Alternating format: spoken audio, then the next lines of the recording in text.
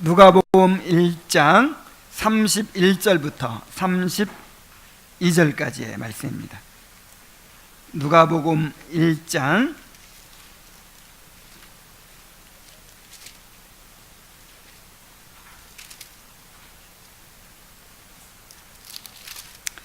31절부터 읽습니다.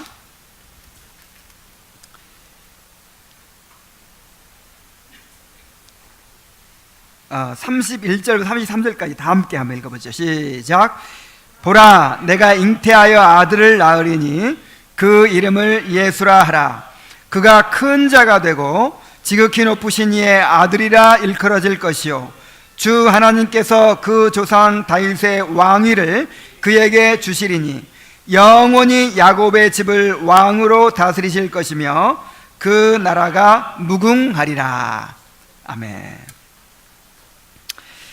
예수님이 그리스도시라는 것은 예수님이 우리의 선지자요, 또 제사장이요, 왕이시라는 그런 의미입니다. 예수님은 우리의 구원을 위하여 하나님 나라의 왕으로 이 땅에 오셨습니다. 그래서 예수님을 왕으로 받아들이고 그의 통치에 복종하는 자가 구원을 받게 되지요. 자기 백성을 저희 죄에서 구원할 자이심이라고 하셨잖아요. 그래서 우리가 죄 사함과 구원받는다는 거 다른 말로 하면 예수 그리스도를 우리의 왕으로 인정하고 그의 통치에 복종하는 것을 의미하는 것입니다. 그리스도가 왕이시라고 하는 것, 그리스도가 우리를 통치하신다고 하는, 그리스도가 통치하신다고 하는 사실에는 세 가지 측면이 있습니다. 자, 그리스도의 통치, 그리스도의 왕권, 이것을 다른 말로 하면 뭐라고 그러죠? 하나님의 나라라고 하죠. 하나님의 나라. 그래서 그리스도의 그 통치하심, 또 하나님의 나라에는 세 가지 측면이 있다 이 말이에요. 세 가지 측면. 그 세 가지 측면이 뭐냐면 은혜의 왕국, 권능의 왕국, 영광의 왕국입니다. 우리 한번 따라해 봅시다. 은혜의 왕국, 권능의 왕국, 영광의 왕국. 그래서 하나님의 나라 할 때는 이 세 가지를 우리가 생각해야 되는 거예요. 은혜의 왕국이 무엇입니까? 은혜의 왕국.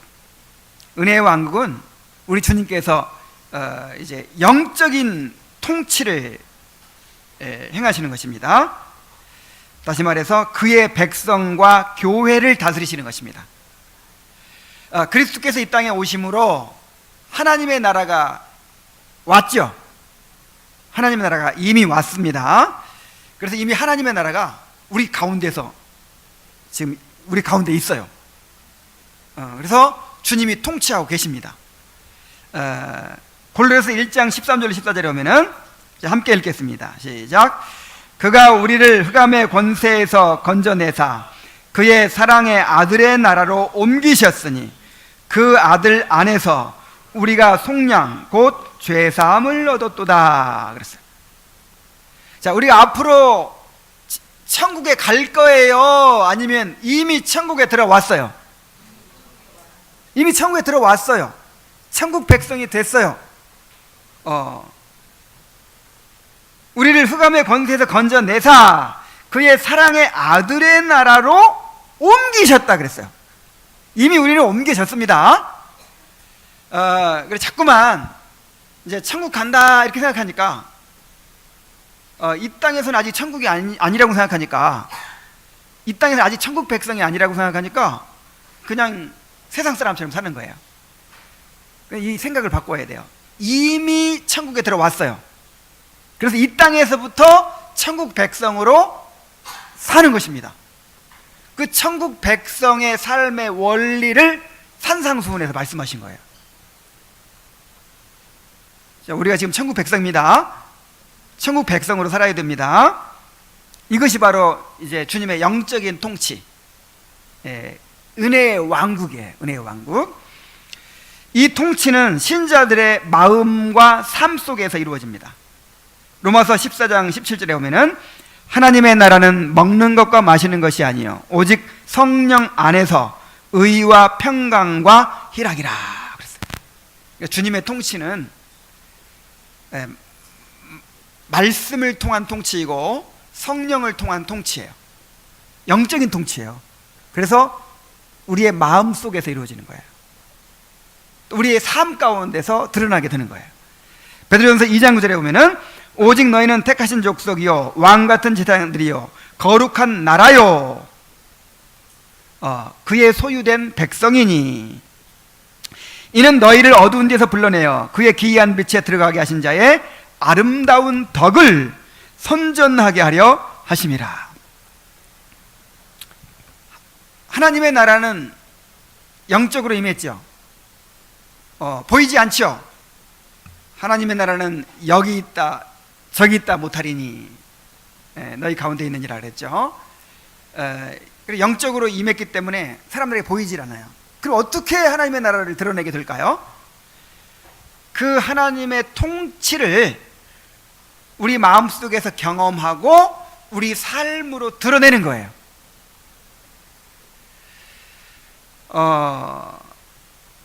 이 부자 나라에서 온 사람들하고 아주 가난한 나라, 북한이라든지 뭐 가난한 나라에서 온 사람들하고 착 보면 알죠? 이 착 보면 알아요.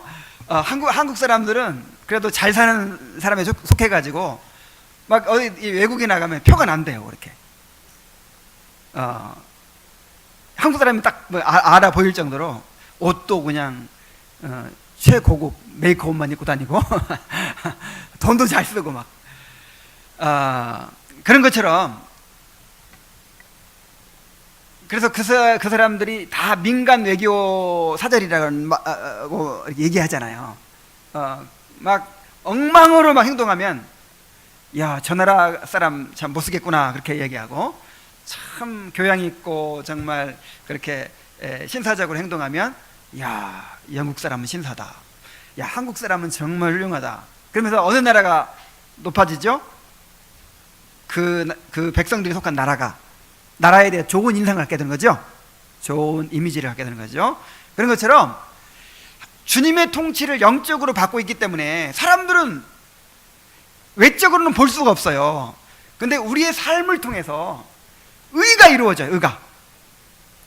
그 다음에 의의 결과는 평강입니다. 의의 평강은 결과는 주님과의 바른 관계가 이루어지고 정말 주님께서 원하시는 삶이 이루어질 때 평안을 경험하게 돼요. 평강과. 자, 또 결과는 또 무엇입니까? 희락이라. 그래서 세상이 줄 수 없는, 이 사람은 그렇게 부자로 사는 것 같지도 않은데, 다른 사람처럼 그렇게 뭐 누리고 사는 것 같지도 않은데 뭔가가 있어. 세상이 주지 못하는 뭔가가 있어요. 기쁨이 있고 즐거움이 있고 행복이 있어요. 그래서 하나님 나라 통치의 특징이 뭐예요? 성령의 통치이고, 그 결과는 의와 평강과 희락이에요. 의와 평강과 희락. 그래서 우리가 도덕적으로 막 잘 살아가지고 그래서 사람들에게 뭐 이렇게 주님 영광을 돌리게 만들고 그런 거보다는 이제 그런 건 부수적인 것이, 차라리 부수적인 거예요. 진짜는 뭡니까? 성령의 통치, 성령 안에서 의와 평강과 희락이 드러나야 돼요. 우리 삶 속에서 드러나는 게 정상이에요? 안 드러나는 게 정상이에요? 하나님의 나라가 그의 삶을 통해 드러나야 된단 말이에요. 그래서 너희를 어두운 데서 불러내어 그의 기이한 빛에 들어가게 하신 자의 아름다운 덕을 어떻게 해요? 선전하는 것이죠. 야, 나도 저 나라 백성 되고 싶어. 그래서 우리나라에 온 미국 사람들 보면서 부러워가지고 어떻게든 미국 시민권 딸라고 막, 심지어 그냥 저 어렸을 때는요 위장결혼도 막 했어요. 위장결혼. 지금 우리나라 그러더라고요. 동남아 사람들 이렇게 위장결혼 해주는 브로커들이 있잖아요. 그런 것처럼 제가 어렸을 때만 해도 미국 시민권을 어떻게든지 딸라고. 우리가 빛과 소금이 돼서, 빛과 소금이 뭡니까? 하나님 나라의 통치를 잘 받고 사는 게 빛과 소금이에요. 그래서 세상 사람들이, 야, 주님의 통치가 이렇게 아름다운 것이구나, 주님의 통치가 이렇게 완전한 것이구나, 나도 그 나라 시민권 땄으면 좋겠다, 이렇게 돼야 될 줄로 믿습니다. 이것이 이제 주님의 은혜의 왕국, 영적인 통치인데, 그러면 이 하나님의 백성들, 그리고 구원받은 이 교회만 통치하시고 이 세상은 통치 안 하십니까? 그런 게 아니죠. 이 세상도 누가 통치해요? 하나님이 통치하십니다. 그리스도께 통치하십니다. 그런데 세상에 대한 통치는 좀 다르죠. 우리 교회를 통치하는 것과 좀 다르죠. 한번 봅시다. 그리스도는 모든 보이는 세계와 보이지 않는 세계의 통치자가 되십니다. 에베소 1장 20절 21을 읽어봅시다. 시작. 그의 능력이 그리스도 안에서 역사하사 죽은 자들 가운데서 다시 살리시고 하늘에서 자기의 오른편에 앉히사 모든 통치와 권세와 능력과 주권과 이 세상뿐 아니라 오는 세상에 일컫는 모든 이름 위에 뛰어나게 하시고 또 만물을 그의 발 아래 복종하게 하시고 그를 만물 위의 교회의 머리로 삼으셨느니라. 그러니까 우리 주님이 교회만 다스리시는 게 아니에요. 이 세상도 다스리세요. 주님의 뜻대로 다스리시는 거예요.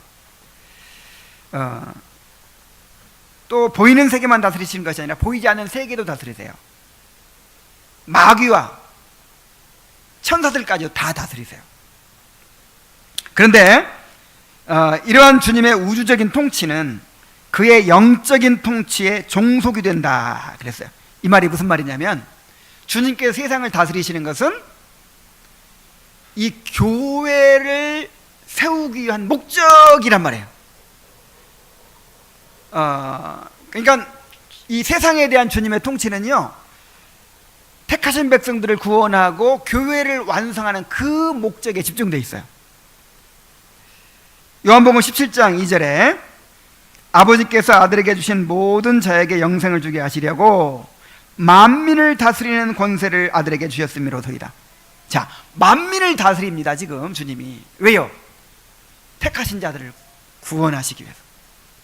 그 다음에 마태복음 28장 18절에 오면은 예수께서 나와 말씀하여 이르시되 하늘과 땅의 모든 권세를 내게 주셨으니 그러므로 너희는 가서 모든 족속으로 제자를 삼아 아버지와 아들과 성령의 이름으로 세례를 주고 내가 너희에게 분부한 모든 것을 가르쳐 지키게 하라.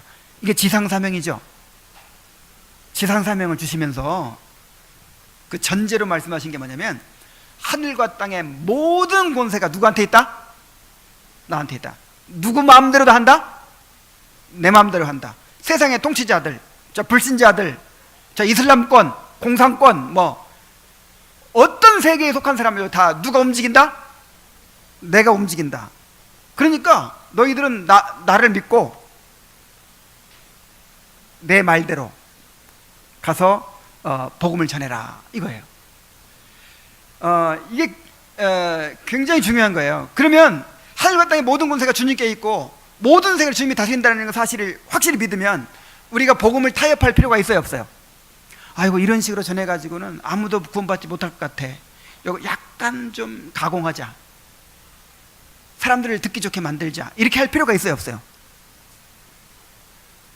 어떤 사람들이 주장하는 대로 그 지역에 귀신이 붙들고 있는 게 아니라 누가 붙들고 있어요? 우리 주님께 달려있다니까요. 그래서 담대하게 듣든지 아니 듣든지 안 들으면 발에 먼지를 떨어버리고 다른 데 가는 거예요. 택한 자는 듣는다니까. 그래서 복음을 타협할 필요가 없고 주님의 방법대로 하는 거예요. 자, 하늘과 땅의 모든 권세가 누구한테 있다? 하나님께 있다. 아버지께서 오게 하여 주지 아니하면 아무도 올 수 없어요. 그러나 하나님께서 오게 해 주시면 발로 차도 와요. 주여 나를 불쌍히 여기소서 그러면서 오게 돼 있어요.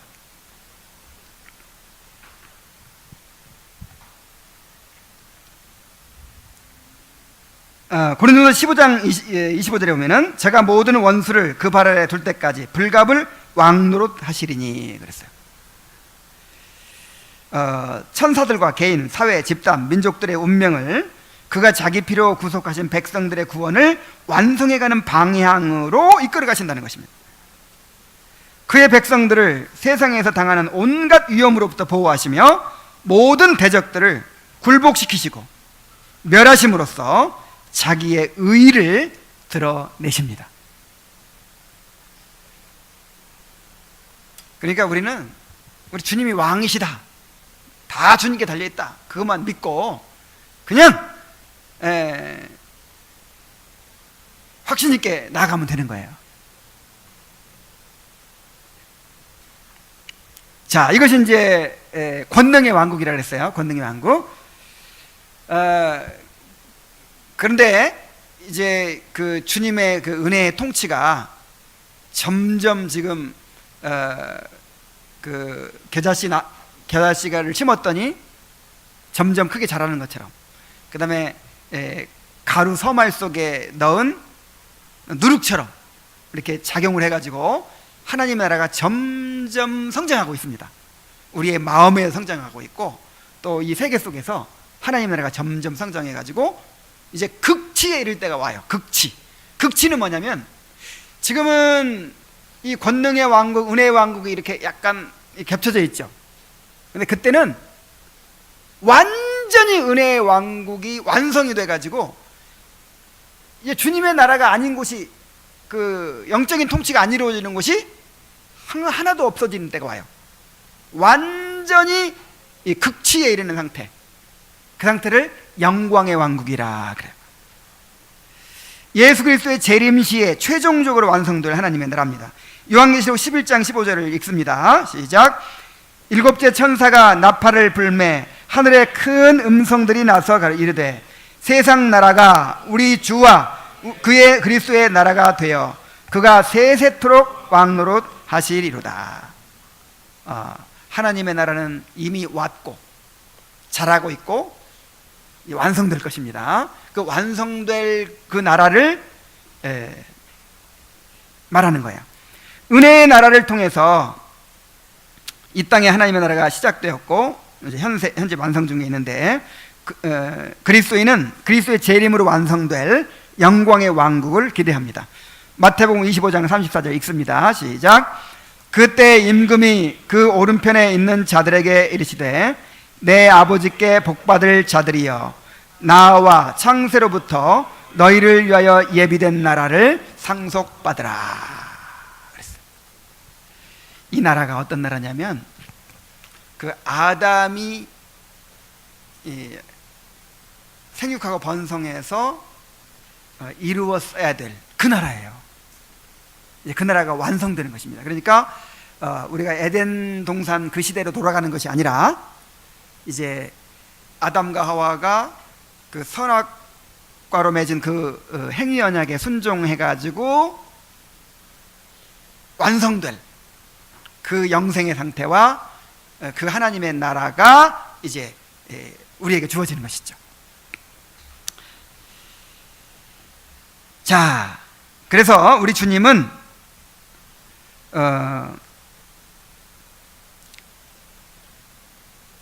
이제 구원받은 하나님의 백성들을 영적으로 통치하시고, 그 다음에 또 세상 모든 사람들을, 그 다음에 마귀와 그의 사자들까지도, 또 하늘에 있는 천사들까지도 왕으로서 다 통치하신다고 했습니다. 특별히 이제 그 오늘 그 왕의 직분 가운데 그 영적인 통치, 하나님의 백성들에 대한 영적인 통치에 초점을 맞춰서 대요리문답 45분이 설명을 합니다. 그리스도께서는 왕의 직분을 어떻게 행하십니까? 자, 큰 소리로 한번 같이 읽어보겠습니다. 시작. 그리스도께서는 왕의 직분을 어떻게 행하십니까? 답. 그리스도께서는 왕의 직분을 다음과 같이 행하십니다. 그리스도께서는 세상에서 자기 백성들을 자신에게로 불러내시고 그들에게 직분자들과 율법과 권징을 주심으로 누구나 보고 알 수 있게 자기 백성을 통치하십니다. 자기가 택하신 자들에게 구원의 은혜를 베푸시고 그들의 순종에는 상을 주시며 그들의 죄에는 징계를 내리셔서 바로 잡으십니다. 또 그들이 받는 모든 시험과서 그들을 지키고 도우시며 그들의 모든 원수를 제어하고 정복하시며 자신의 영광과 자기 백성의 선을 위해 모든 것을 다스리십니다. 그리고 하나님을 모르고 우리 주 예수의 복음에 복종하지 않는 다른 사람들에게는 원수를 갚으십니다. 그랬어요. 자, 그리스도의 영적인 통치는 교회를 통해서 이루어집니다. 세상에서 자기 백성을 자신에게로 불러내시는 것이 첫 번째 일이죠. 그래서 이사야 55장 4절 5절에는 보라 내가 그를 만민에게 증인으로 세웠고 만민의 인도자와 명령자로 삼았나니 보라 내가 알지 못하는 나라를 내가 부를 것이며 너를 알지 못하는 나라가 내게로 달려올 것은 여호와 내 하나님 곧 이스라엘의 거룩하신 이로 말미암음이니라. 이는 그가 너를 영화롭게 하였느니라. 지금 예수님에 대한 예언이죠. 근데 예수님을 이 왕으로 세우시고 알지 못하던 백성들이 다 나오게 하신다 그랬어요. 사실 우리들이 알지 못하던 백성들이죠. 유대인의 입장에서 한번 보세요. 저기 동방에 어디 이름도 모르는 어떤 나라에서 이렇게 예수님 믿고 예수님을 왕으로 받아들여서 그의 통치를 받는 백성들이 나올 줄 누가 알았겠어요? 이 정말 기가 막힌 하나님의 역사예요. 또 창세기 49장 10절에 보면은 규가 유다를 떠나지 아니하며 통치자의 지팡이가 그 발 사이에서 떠나지 아니하시기를 실로가 오시기까지 이르니, 실로는 예수님을 가리켜요.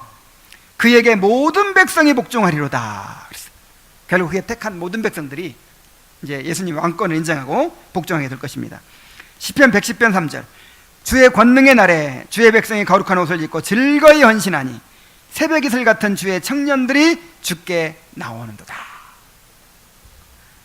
새벽 이슬 같은 주의 청년들, 뭐 청년 아닌 사람도 다 포함됩니다. 주님 보시기에는, 하나님 보시기에는 다 새벽 이슬 같은 신선한 새로운 피조물들이에요, 전부. 자, 일단 부르십니다. 부르시고 나서 그 다음에 어떻게 하신다 그랬어요? 그들에게 직분자들과 율법과 권징을 주심으로 그랬죠. 이제 통치를 하시는데 어떻게 통치하세요? 직분자들을 세워서 통치하세요. 에베소 4장 11절 12절에 보면은 그가 혹은 사도로 혹은 선지자로 혹은 복음 전하는 자로 혹은 목사와 교사로 주셨으니 이는 성도를 온전케 하며 봉사의 일을 하게 하며 그리스도의 몸을 세우려 하심이라. 자, 그리스도께서 어떻게 통치하신다고요? 직분자들을 세워서. 그 다음에 또 그 통치하려면 통치의 법이 있어야죠. 헌법이 있어야죠. 헌법. 그래서 율법을 주십니다. 이사야 33장 22절에 대저 여호와는 우리의 재판장이시요 여호와는 우리에게 율법을 세우신 자시요 여호와는 우리의 왕이시니 우리를 구원하실 것입니다. 우리의 왕이시기 때문에 당신의 율법을 우리에게 주신 거예요. 그래서 우리가 예배 드릴 때마다 십계명을 선포하죠. 이게 무슨 뜻이에요? 이제 하나님께서 모세를 통해서 이스라엘 백성과 언약을 맺는 그 언약 체결을 재현하는 거예요. 언약의 내용이 뭐라 그랬어요? 나는 너희 하나님이 되고 너희는 내 백성이 되리라, 그거잖아요. 그러니까 이제 예배 때 나와가지고 우리는 당신의 백성입니다 이렇게 고백하는 거예요. 그리고 하나님께서 너희는 나의 백성이라고 이제 인정해 주시는 거죠. 그런 의미에서 우리에게 이제 백성으로서, 왕의 백성으로 지켜야 될 그 법을 선포해 주시는 거예요.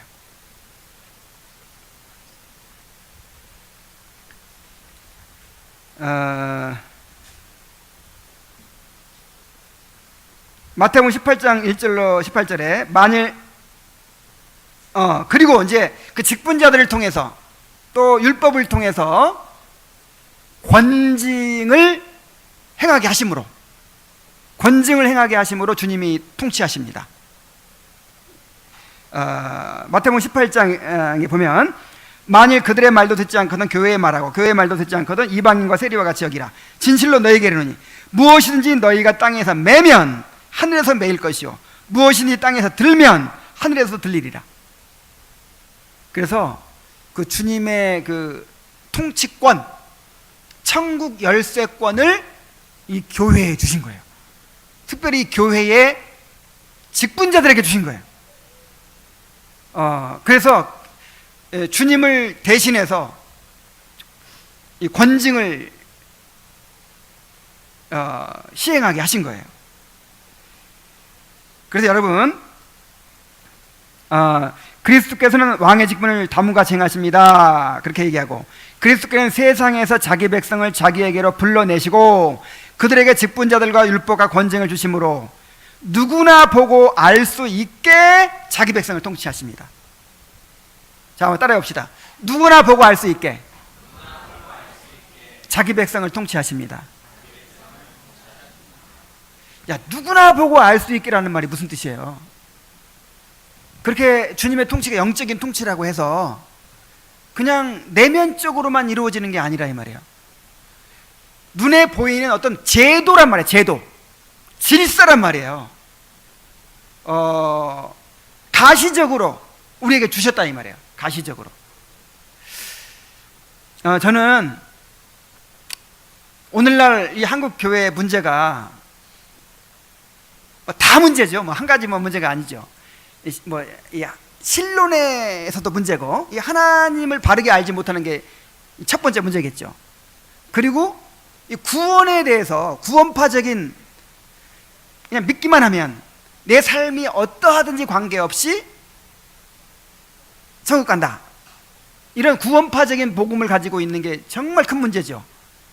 근데 또 진짜 큰 문제가 뭐냐면 교회관이에요. 교회관. 어제도 그런 얘기를 했는데, 교회가 뭐예요? 구원받은 사람의 모임이다, 이렇게 알고 있는 거예요.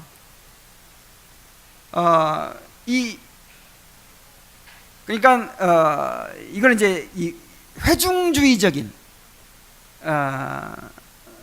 그런 실용주의적인 그런 교회관을 가지고 있어요. 그런데 성경에서 말하는 교회는요, 어떤 제도입니다. 제도. 영적인 통치 기구라는 거예요. 그러니까 제도로서의 교회, 영적인 통치 기구로서의 교회관을 가져야 돼요.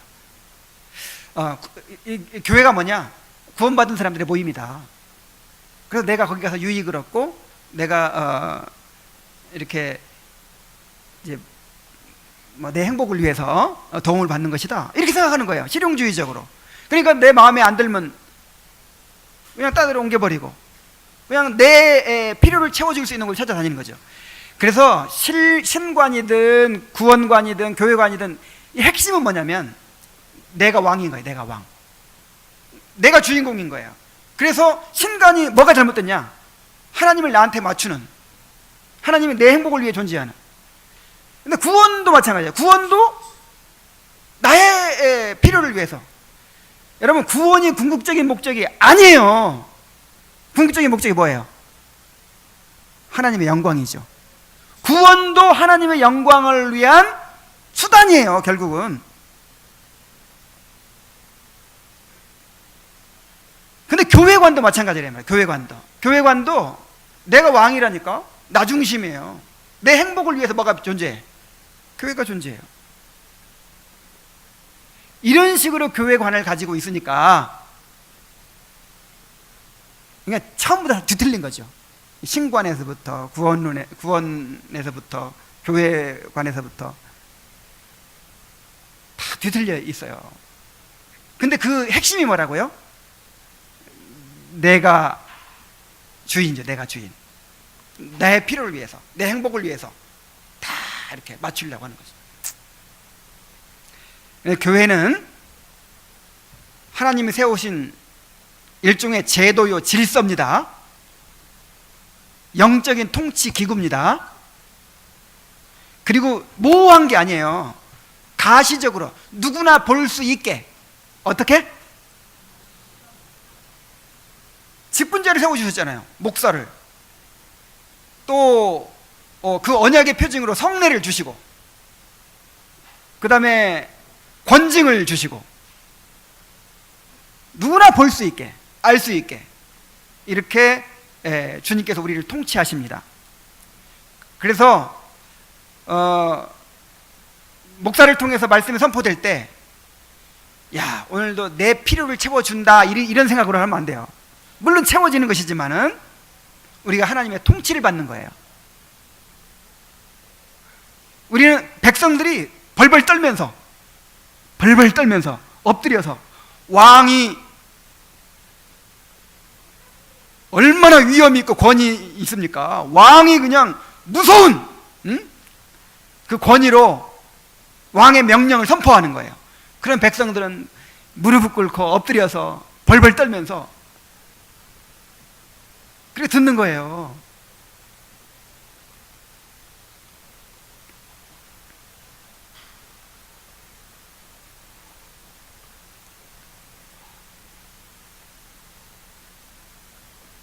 자, 그리고 이제 그리스도는 자기 백성들을 정말 실제적으로 다스리신다는 것을 또 보여줍니다. 자기가 택하신 자들에게 구원의 은혜를 베푸시고 그랬어요. 왕이니까 은혜를 베푸는 거죠. 옛날에는 왕이 모든 걸 다 베풀잖아요. 이렇게 사도행전 5장 3절에 이스라엘에게 회개함과 죄사함을 주시려고 그를 오른손으로 높이사 임금과 구주로 삼으셨느니라. 오늘날 인본주의 신앙은 뭐냐면 선택권이 누구한테 있어요? 나한테 있어요. 사람한테 있어요. 그러니까 우리가 사정을 해야 되는 거예요. 밖에 나가서 아유, 우리 교회 한 번만 와. 이번에 시계 줘, 시계. 예수 믿으면 행복해져. 예수 믿으면 뭐 복 받아. 병 고침 받아 해가면서 그러면 이제 누가 갑이에요? 이 사람들이 갑이야. 그래가지고 이 교회에서도 오라고 그래, 저 교회에서도 오라고 그러지. 그냥 뭐 그래 그 교회 가주지 뭐. 딱 이런 사람들이 다 와요. 그러면 교회에서는 말씀을 어떻게 전해야 돼요? 이제 그 사람들 붙들어 둬야 되잖아요. 그러니까 그 사람한테 맞추는 거죠. 당신은 사랑받기 위해 태어난 사람입니다. 이 교회는 당신의 행복을 위해 존재합니다. 하나님은 당신의 행복을 위해 모든 것을 행하십니다. 이제 그야말로 기업이 고객 만족을 위해 노력하듯이, 그래 고객 만족을 위해서 그렇게 합니다. 이게 이제 왕의 통치가 아니죠. 누가 왕이에요? 고객은 왕이다. 교인들이 왕이야, 고인들이.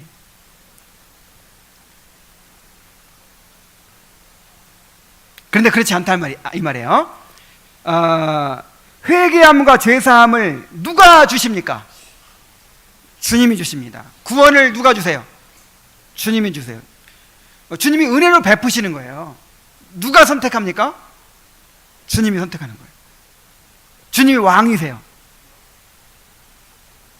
그래서 우리가 복음을 전할 때 왕되신 주님께 굴복하라고, 회개하라고 이렇게 전해야 되는 거예요. 막 사정하고 부탁하고 그냥 그게 아니라, 정말 당신 예수 안 믿으면 하나님께서 심판하신다고 이렇게 전해야 되는 거예요. 자, 그들의 순종에는 상을 주시며, 계시록 20장 12절에 보라 내가 속히 오리니 내가 줄 상이 내게 있어 각 사람의 그가 행한 대로 갚아주리라. 왕이니까 이제 백성들에게 상을 베푸는 거죠. 그리고 그들의 죄에는 징계를 내리셔서 바로잡으십니다 그랬어요. 계시록 2장 10절에 너는 장차 받을 고난을 두려워하지 말라. 볼지어다 마귀가 장차 너희 가운데서 몇 사람을 오게 던져 시험을 받게 하시리니 너희가 10일 동안 환난을 받으리라. 내가 죽도록 충성하라. 그리하면 내가 생명의 멸관을 내게 주리라 그랬어요. 고난을 통해서 연단하시고 징계를 통해서 육신을 깨뜨리시고, 누가 그렇게 하십니까? 우리 주님 왕으로서 그렇게 하시는 거예요. 그래서 예수 믿는 사람들은 절대 그냥 내버려 두지 않습니다.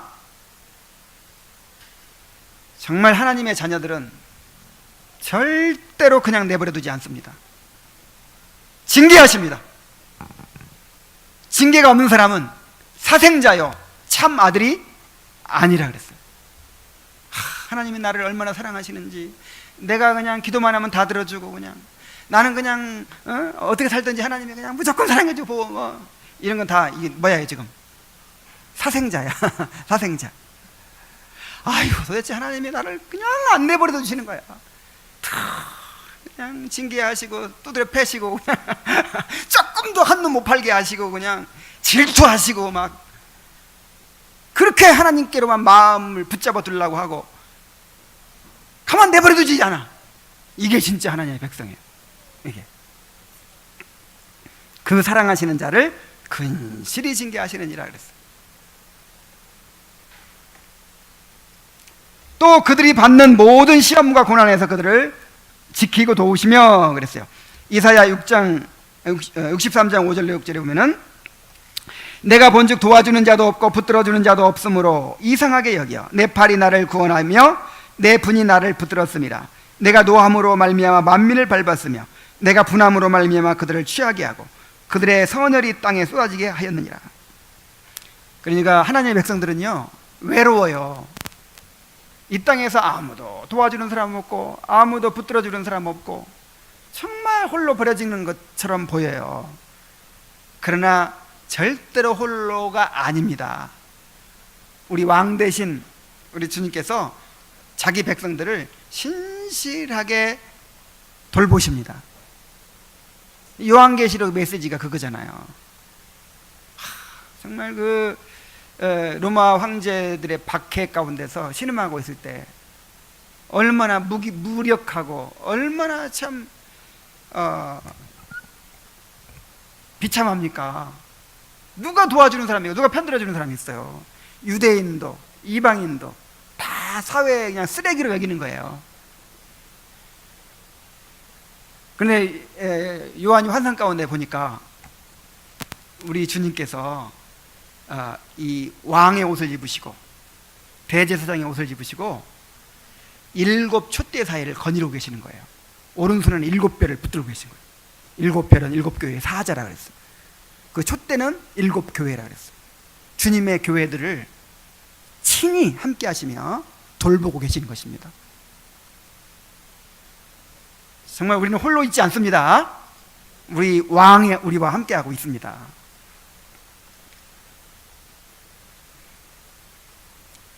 그들의 모든 원수를 제어하고 정복하시며 그랬어요. 고린도전서 15장 25절에 그가 모든 원수를 그 발 아래에 둘 때까지 반드시 왕노릇하시리니 그랬고, 시편 110편 1절로 2절에는 여호와께서 내 주에게 말씀하시기를, 여기서 여호와는 성부를 가리키고 내 주는 이제 그리스도를 가리키겠죠. 내가 내 원수들로 내 발판이 되게 하기까지 너는 내 오른쪽에 앉아있으라 하였도다. 여호와께서 시온에서부터 주의 권능의 귀를 보내시리니 주는 원수들 중에 다스리소서. 우리 주님이 하나님 보좌 우편에서 왕 노릇하고 계십니다. 지금 통치하고 계세요. 뭐 하고 계세요? 택한 자들의 구원을 완성하시고 교회를 완성하시면서 또 세상을 다스리고 계세요. 그 교회를 완성하시기 위한 방향으로 세상을 움직이고 계세요. 그래서 우리는 세상이 어떻게 흘러가는지 알아요. 어떻게 흘러갑니까?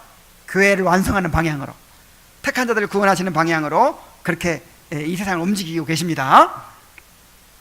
반드시 완성하실 거예요. 또 자신의 영광과 자기 백성의 선을 위해 모든 것을 다스리십니다 그랬어요. 로마서 14장 10절로 11절에 내가 어찌하여 내 형제를 비판하느냐, 어찌하여 내 형제를 업신여기느냐, 우리가 다 하나님의 심판대 앞에 서리라. 기록되었을 때 주께서 이르시되 내가 살았노니 모든 무릎이 내게 꿇을 것이요 모든 혀가 하나님께 자백하리라 하였느니라. 그래서 우리 주님께서 이제 모든 사람들의 모든 일들이 낱낱이 다 알고 계시고 심판하십니다. 우리 모두가 하나님의 심판대 앞에 선다는 거예요.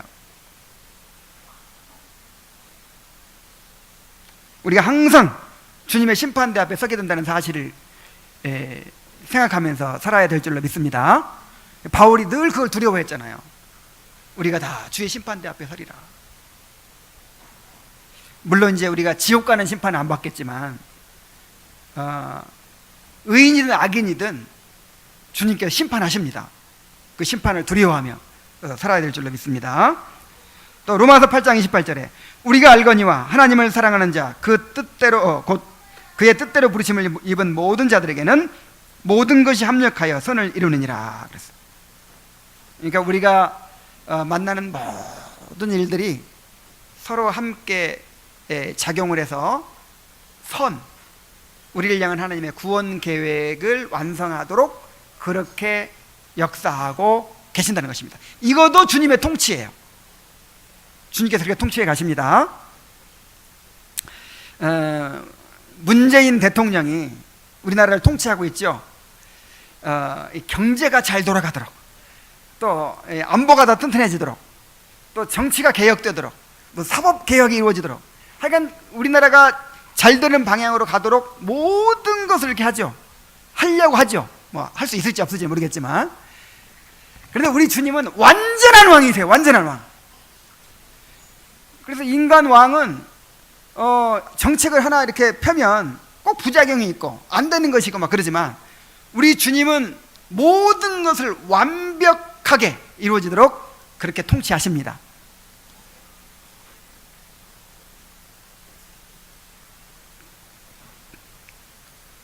그리고 그리스도는 자신의 통치에 복종하지 않는 자들을 심판하실 것입니다.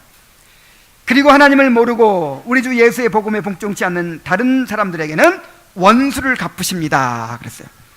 데살로니가후서 1장 8절로 9절에 하나님을 모르는 자들과 우리 주 예수의 복음에 복종하지 않는 자들에게 형벌을 내리시리니 이런 자들은 주의 얼굴과 그의 힘의 영광을 떠나 영원한 멸망의 형벌을 받으리로다.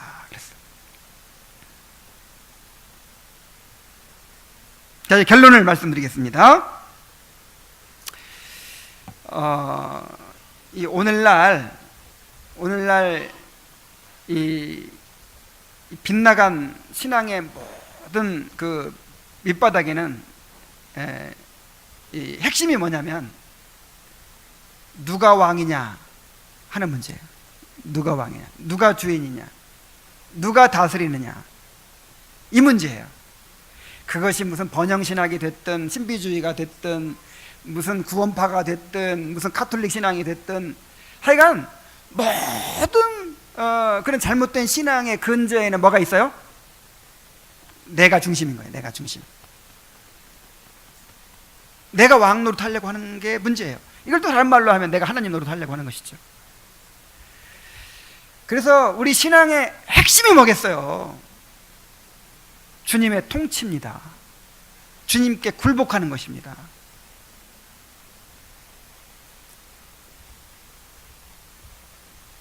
왕 대신 그리스도께 겸손히 복종하는 그런 성도들이 되어야 합니다. 그래서 여러분, 진정한 회개가 이루어졌는지를 무엇으로 알겠습니까? 이 사람이 그러니까 얼마나 열심히 교회를 다니느냐, 얼마나 성경 지식을 많이 알고 얼마나 이 종교적인 의식에 열심이고 또 열심히 섬기느냐, 도덕적으로 선하냐, 이런 게 아닌 거예요. 내가 주관하고 내가 왕이 돼가지고 그렇게 이제 얼마든지 열심히 낼 수 있죠. 더 열심히 내요. 오히려 더. 여러분, 인본주의 신앙이 더 열심을 냅니다. 그러니까 하나님 주권 신앙은요 약간 수동적일 수가 있어요. 누가 다 하시니까. 하나님이 다 하신다면 우리가 이쪽으로 지나치게 빠져도 안 되는 거예요. 좀 수동적으로 빠져도 안 되겠지만 그래도 뭔가 하나님을 기다리고 하나님께 맡기는 그런 게 있어요. 근데 인본주의 신앙은 누가 하니까? 내가 하잖아요. 그러니까 더 열심인 거예요. 더 열심히 해요. 그래서 겉으로 보면 누가 더 신앙이 좋은 것 같아요? 인보주의. 그래서 얼마나 열심히냐, 얼마나 도덕적으로 선하냐, 이게 문제가 아닌 거예요. 누가 주인이냐, 누가 누구한테 맞추느냐, 여기에 달린 거예요.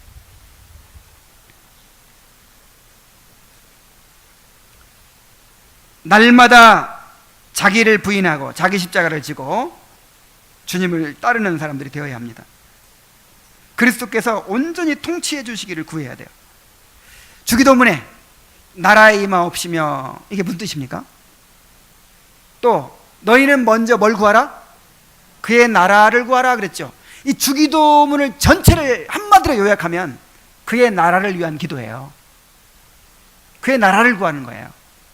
그러니까 6장 그 첫 부분에 주기도문을 말씀하시고 6장 끝에 결론적으로 말씀하신 게 뭐냐면, 그러므로 너희는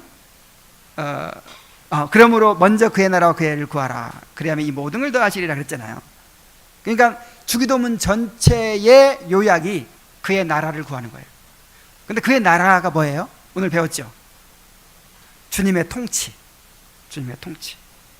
그러니까 주님께서 나를 온전히 지배해 주시도록, 그것이 우리의 소망이고, 그것이 우리의 행복이고, 그것이 우리가 추구하는 삶의 목적이고, 이것이 되어야 되는 것이죠. 구원의 완성이 뭐예요? 구원의 완성은 다른 말로 하면 하나님 나라가 완성되는 거예요.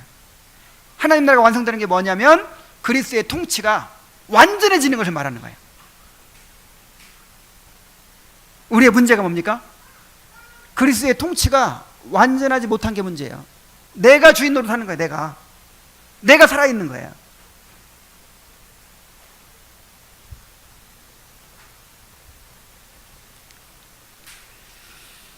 그래서 여러분, 정말 하나님의 나라를 구하는 성도들 되기 바랍니다. 이건 그냥 이론적으로 알고 있지 말고 그것을 소원하고 그것을 위해 기도하고 그것을 추구해야 돼요. 정말 그리스도가 온전히 나를 통치하게 되는 것을 추구해야 돼요. 근데 그리스도는 성령을 통해, 말씀과 성령을 통해 통치한다고 했잖아요. 그러니까 영의 생각을 하라, 성령의 인도를 받는 삶, 이게 다 뭐냐면 그리스도가 우리의 왕 되시는 것을 추구하는 거예요. 이것이 여러분의 소원이 되기를 바랍니다. 이것 외에 날마다 자기를 부인하고 그리스도를 왕으로 인정하고 그의 통치에 겸손히 굴복하는 그런 성도들이 되어야 합니다. 그리고 나아가서는 그러한 그리스도의 통치를 이제 세상에 드러내야 되는 것이죠. 우리의 삶을 통해서, 이 교회를 통해서 하나님의 나라가 선전이 되는 거예요. 드러나게 되는 거예요. 하나님의 나라가 저렇구나, 하나님의 나라가 이렇게 좋은 나라구나, 이렇게 거룩한 나라고, 이렇게 영광스러운 나라구나 하는 것을 그 나라 백성인 우리의 삶을 통해서 드러내야 될 줄로 믿습니다.